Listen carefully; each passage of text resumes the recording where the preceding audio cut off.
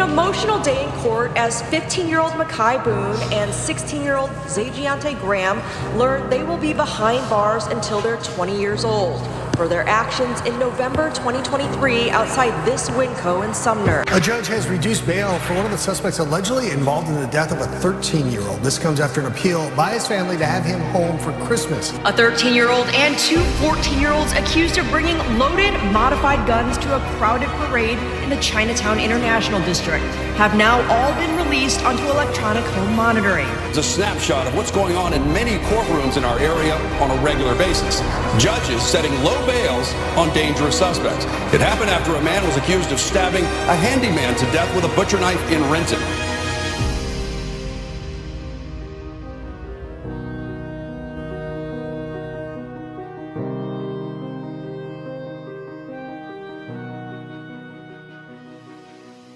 King County judges are by far some of the most dangerous public officials we have in this country. Most are left-wing activists who only care more about protecting identity groups instead of protecting law-abiding citizens. The proof of this that exists is so abundant, I'd have to make like a 10-hour video. Don't believe me? Well, let's take a look at these judges and let us judge the civil disservice that they have engaged in. Welcome, welcome, welcome. It's time to play What's That Judgment? What is that? A game show where we look at 5 different judgments from 5 different judges and ask ourselves, what the hell is that judgment? By the end of the game, we will decide which judgment is the worst of them all. So let us begin. Introducing contestant number 1, Judge Veronica Galvin. Her judgment for a gang member with 4 counts of armed robbery was, drumroll please, house arrest. Yes, ladies and gentlemen, house arrest. And this resulted in the thug kidnapping a 14-year-old, tying him to a tree and stabbing him multiple times, leaving him for dead. Introducing contestant number 2, Judge Michelle Gelson. Her judgment was a $5,000 bond for a thug that stabbed a 65-year-old handyman to death. Prosecutors wanted a $2 million bond, but guess what? Miss Gelson refused. Contestant number 3, Judge Richard O. Krent. His judgment was reducing bail for an illegal immigrant who killed an officer from $1 million to, drumroll please, $100K. Contestant number 4, a personal terrible favorite of mine, Judge Joanna Bender. Her judgment was ordering a thug who threw a nurse down a flight of stairs, killing her, and stabbed someone to be paid $78,000 of taxpayer money because he spent time in a jail cell before she released him to a mental health facility. And contestant number 5 is a wild card. This means we will be hearing the judgment of a nameless judge. Well, looks like this one is a video response. Let's check it out. A judge has reduced bail for one of the suspects allegedly involved in the death of a 13-year-old. This comes after an appeal by his family to have him home for Christmas. Matthew Stokowy was shot and killed at a Kent Park more than 5 months ago. He was there to meet up with friends who were selling their camera, but according to court documents, 4 suspects stole that camera at gunpoint and then shot Matthew as he tried to run away with his sister. Matthew's family feels it's not fair that this suspect could return home for the holidays after they took that chance away from Matthew. So now that we have heard all 5 judgments, it is time to decide which is the worst judgment of them all. One last drum roll, please, shall we?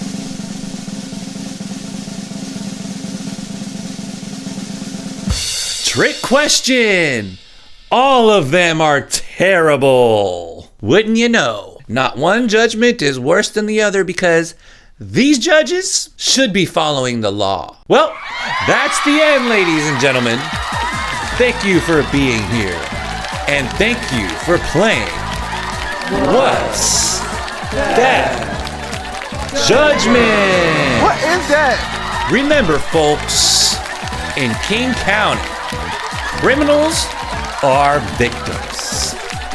Have a good night. Isn't it amazing how our tax dollars go to this level of incompetency? Well, prepare to be even more amazed by House Bill 1125, the Providing Judicial Discretion to Modify Sentences in the Interest of Justice Bill, or what I like to call the Providing Judicial Discretion to Be Completely Biased Bill. You just know a bill is going to be fair and constitutional when in the first page it mentions race and financial status. Section 2, lines 8, 9, and 10 say, the legislature finds that long-term incarceration disproportionately impacts communities of color and low-income communities. This implies that the bill seeks to exclusively benefit those two so-called victim classes. Hey, did you know that poors and people of color disproportionately commit more crime than the rest of other groups? I wonder if that's why they're disproportionately in jail more. I guess we'll never know. Remember being told that Lady Justice is blind? Well, not anymore. Not in King County. Lady Justice only sees race and financial status. This has to be unconstitutional. It's definitely dangerous and immoral. Speaking of unconstitutional, all these judges that exist just to be lenient on specific victim classes don't actually need this bill. They've been extremely lenient for years. But this bill seeks to make it officially legal so nobody can actually hold these judges accountable ever again, even though there's already no accountability as it is, but whatever. This bill constantly uses the phrase where they say they will review lengthy sentences to determine if they still serve the interest of justice. Do they explain what the interest of justice even means? Not really. This line is golden because it expects judges to actually understand what the word justice really means. They don't. Justice to these activist judges is giving the black man or the poor man or the woman less time because they're in a victim class, no matter how terrible their crimes are. This is a classic example of a judge showing bias instead of giving sentences based on the law. This is why King County police don't bother arresting anybody anymore, because anytime they arrest somebody, most likely that person will go to jail, go in front of one of these activist judges, and get released that same day, and the judge will probably end up demonizing that police officer for arresting that person in the first place. And finally, this bill will re-victimize people. This bill will give inmates the opportunity to go to an appeals court if they meet the right criteria. So this means that the judge will have to reopen these cases and call back any victims to retestify and give impact statements again. This here is the most inconsiderate and sadistic part of the bill, in my opinion. And they know it is terrible. Because they know it's so bad, they will create a flex fund which will have money to give to the victims for moving away if the criminal moves near them, their court fees for coming back to court and having to retestify, or give them money for psychotherapy associated with the committed offense or resentencing. I'm pretty sure there's a word for that. Oh yeah, it's called bribery. These judges are essentially saying, oh yeah, we know you're traumatized, and we know that coming back to court for this will re-traumatize you again, but we think that it's more important to give violent criminals the right to get out early because they are also a victim of being poor and a person of color. These left-wing activist judges are clearly just as dangerous to society as the criminals they go easy on are. As you've heard here today, these judges are hell-bent on making Washington state as a whole as dangerous as they possibly can with this continued soft on crime approach. HB 1125 aims to make the soft on crime approach the new normal here in King County. Well, I for one refuse to accept this as the new normal. We still have the chance to make our voices heard and put a stop to this bill before it gets any votes. In the description box below, I'll put a link that directs you right to the bill.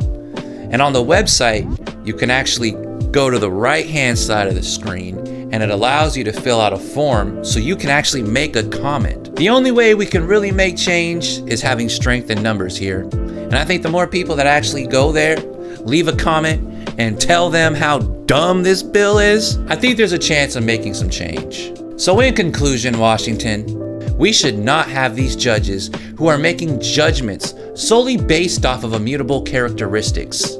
So, join the fight, make your voice heard, go to the link below, and leave a comment on the bill. Let them know how you feel. This has been a Lazarus production. Thank you for watching. I am signing out. Sayonara. Yo, fuck these judges, Mike. I'm sick of these judges not doing their job. They all should get arrested, that's on God. Why they still there, doing it wrong? They not following the law. They need to listen to this song and listen to me. They all really suck. I'd rather go and eat some fucking ducks. But nah, I'm black and poor, they gonna let me out, yeah.